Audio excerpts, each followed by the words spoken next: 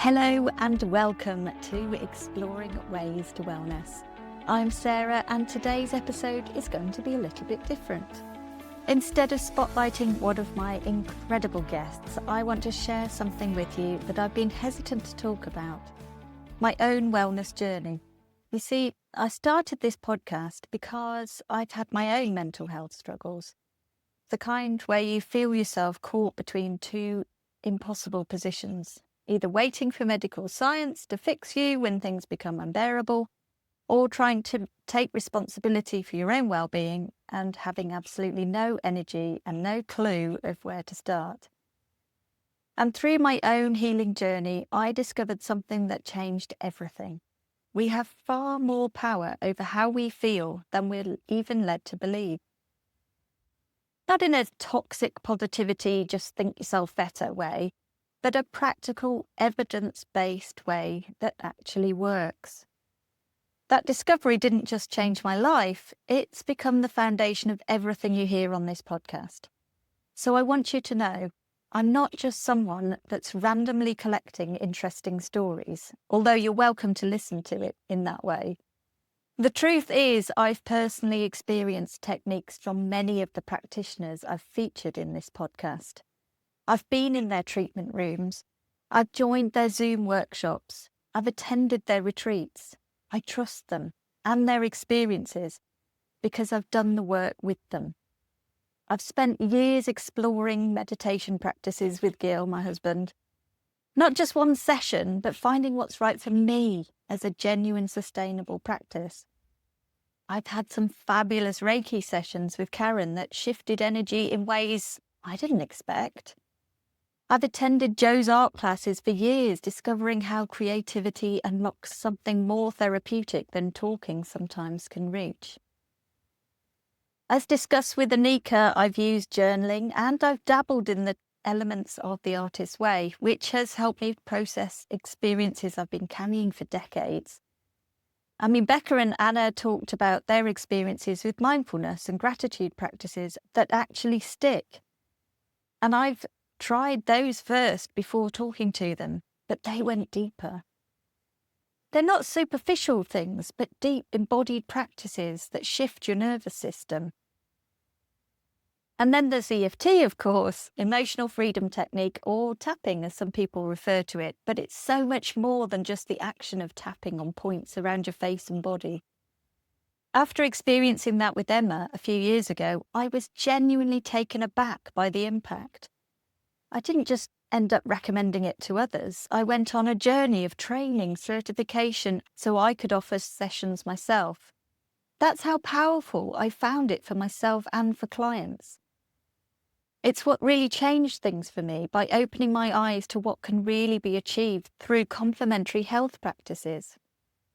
And I want to just touch on briefly here as well the fact that I've realised how many uncertified practitioners are out there. So I would implore you to do your research before working with anyone, just so that you know that they are trauma trained, and if anything bubbles to the surface, they are going to be able to help you.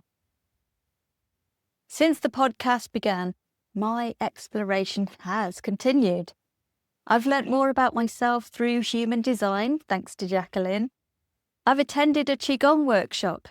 After my conversation with Lindsay, opened my eyes to that form of energy work and gone on to consider other classes. Julie's episode inspired me to attend her aromatherapy workshops, revealing the versatility of these oils. There's so much to learn there. I'm looking forward to an upcoming retreat with Kaz to deepen my understanding of Ayurveda and seasonal wellness and much, much more. I've even considered cold water swimming. Multiple times, inspired by Millie's infectious enthusiasm.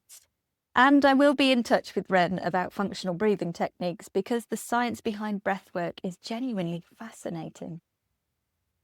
I hope through all this you can get a sense that this is a genuine exploration for me and you're actually joining me on that. But I'm not suggesting, obviously, that you try everything. Certainly not all at once. That will be exhausting and could become expensive. But instead, I hope the podcast has become a bit of a collection that you can dip into when you need to, helping you identify which tools belong in your own personal wellness toolkit, exactly as I'm doing. In fact, I'm looking into ways to make it even easier to navigate through this. Now, I want to share something that crystallized my thinking recently and really energized me about the direction of this season. A couple of weeks ago, I attended the Complementary Medical Association Global Summit. And with every speaker, it became more and more evident that we're at a pivotal moment. We have the power to look at health completely differently, not just as something we use to fix us when chronic illness strikes, but as something we can actively cultivate every single day to reduce the chance of needing fixing in the first place.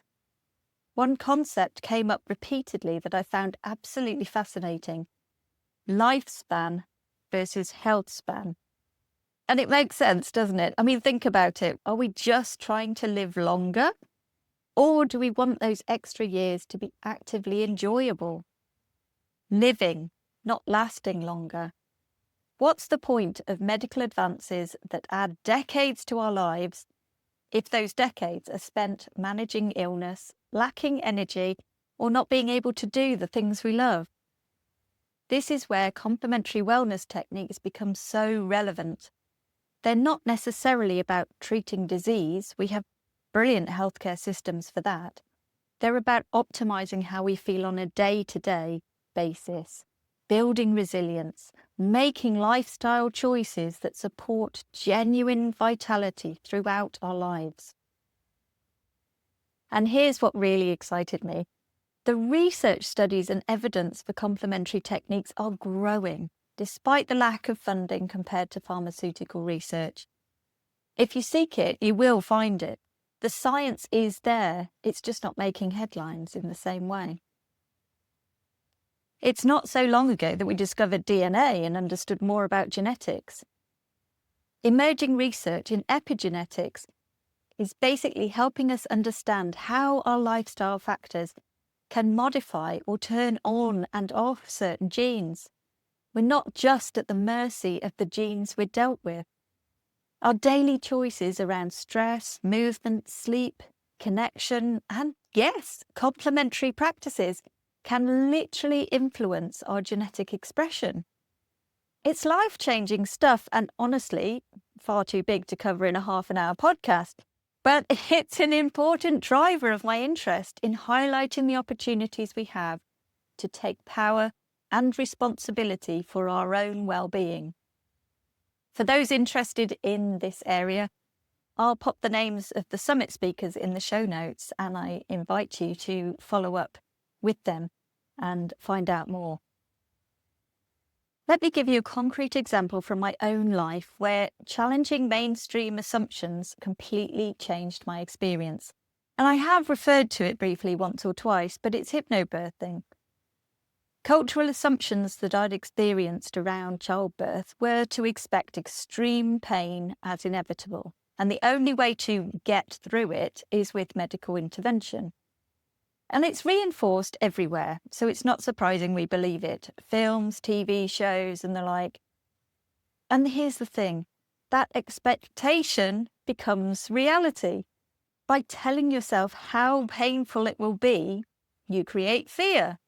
The fear creates stress and tension, and it literally stops your body from going through a natural process that it's evolved to do. I'm not saying modern healthcare doesn't have a vital place. Of course it does. And I'm incredibly grateful that it's there when intervention is needed. But I'm saying that possibly we've tipped towards medical intervention being the norm, rather than something that's there when there's an actual problem. Hypnobirthing is a perfect example of where complementary techniques and modern healthcare can work hand in hand.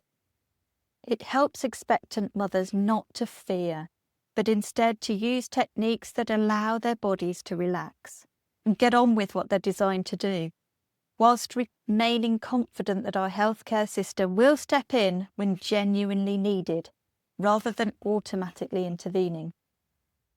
And I know it works because I had both my children with no pain relief needed. Me, someone who would rather happily reach for medication in response to a bad headache. It isn't about being a hero, though, or suffering needlessly. It's about understanding and trusting that we have more control over our physical and emotional experience than we realise, and are sometimes led to believe. I don't want to sound like I'm preaching here. I'm just sharing my perspective. Everyone's different, and in this case, every birth is different. But I do hope the podcast helps people see there are multiple choices available to manage our own lifestyle and experiences. Conscious choices we can make. It's possible to empower ourselves rather than relinquishing responsibility solely to others. Now, I want to reflect on something else I've experienced during the break between the seasons. Something that nobody talks about enough, I think, but I find it's important to acknowledge. Even when we know what techniques work for us, sometimes you'll pull back from them.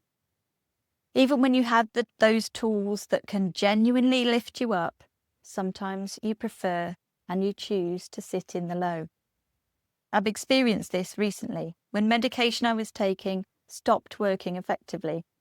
And despite having EFT training, despite learning from all these incredible practitioners, despite having a toolkit full of techniques, I found myself wallowing. Not a pleasant word, but I'm going to use it for now. And you know what? It's human. Sometimes we need to feel the lows to appreciate the highs. Did you know we release cortisol, the stress hormone, in our tears? We're beings that are designed to feel, so it's okay to let yourself do that. In fact, it can be unhealthy not to. The key, though, is self-awareness, knowing when enough is enough, knowing when it's time to say, this isn't actually how I want to live long term, and reach for those tools again to process and move forward. I've also realised that learning a technique isn't the same as using it. It's a bit like filling a shelf with books but never reading them. Owning the book doesn't mean you have the knowledge or the experience it could give you. You can collect techniques, but you need to know when to delve into that toolbox and actually put things into action.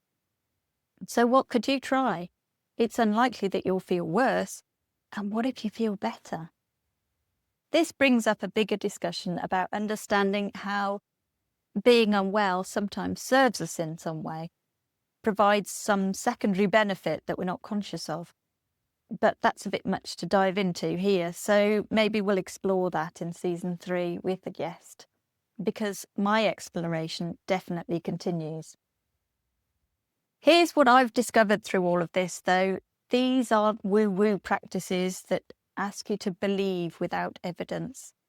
I hope the conversations we have in the episodes shows that anyway. But many have scientific backing we simply don't hear about in mainstream wellness conversations.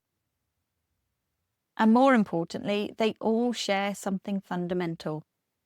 They start with you taking responsibility for your own well-being. Not in a blame yourself way, I can't stress that enough, but in an empowered way. They give you tools that travel with you, techniques you can use in the moment, wherever you are. Practices that build resilience over time, rather than requiring you to constantly be trying to find time in your diary to book appointments, or rely on someone else fixing you when things become too much to bear. This is why I'm so passionate about breaking down barriers to these approaches, because they're not about reaching perfection. There is no perfect. Life will always have ups and downs, challenges and celebrations, grief and joy. It's the duality of life. But we can learn to navigate those waves with more skill, more awareness, and more resilience, more hope. That's what the podcast is really about.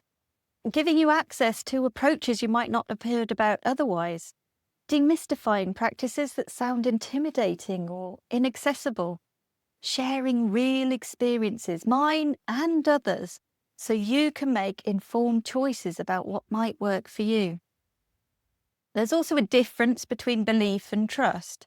So belief often asks you to accept something without evidence. Trust is built through experience and seeing results.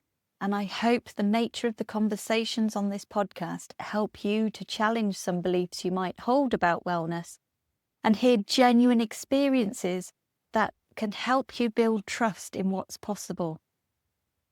So with that, what have I got lined up for this season? I've got conversations that honestly have me buzzing with excitement. Some are with practitioners I've been desperate to feature because their work fascinates me personally. Others explore modalities that are completely new to me and I'm learning alongside you. I'll be exploring opportunities for self-awareness and healing that might surprise you. We look at movement in forms you may not have considered, how technology can help identify and address issues in complementary ways. I'll be discovering where to find guidance when feeling frazzled from places you might not expect. We'll explore the value of community, how our four-legged friends can play a valuable role in our well-being, and much more that honestly has me buzzing. It might sound like a wildly broad mix, but it is. It's intentional. The world is full of wellness gifts and they take many, many forms. I've guests from all around the world, and in recording each conversation with just such generous and inspiring people, I've found new ways to approach my wellness practices, incorporated elements into my day, and added areas I wish to explore further. Some approaches might challenge your rational brain. Some have certainly challenged mine. But I've learned that sometimes the most transformative practices are the ones that initially seem impossible or too simple to work. I encourage you to approach each of these conversations the way I do, with curiosity and openness to challenge skepticism. And now for that what if? Try things out. Notice what resonates. Build your own personal toolkit and don't be afraid to actually use it. And remember, you're not alone in this, whether you're in a high point or struggling through a low point. There are techniques that can support you, practitioners who understand, and a growing community of people on similar journeys. This season is about walking the walk together. It's about honest conversations, practical tools, and real transformation. Not perfection, but progress. Not fixing, but flourishing. Thank you for joining me on this more personal start to Season 3. Next week, I'm speaking to Dr. Jane Lewis about Huna, an ancient Hawaiian practice for self-healing through spiritual and energetic techniques. Our conversation completely shifted how I think about connections to self and everything around us. Ancient wisdom being applied to the modern era. I can't wait to share the beautiful conversation with Jane with you. Until next time, be gentle with yourself, trust your own experience, and remember there's many paths to wellness, and yours doesn't need to look like everyone else's.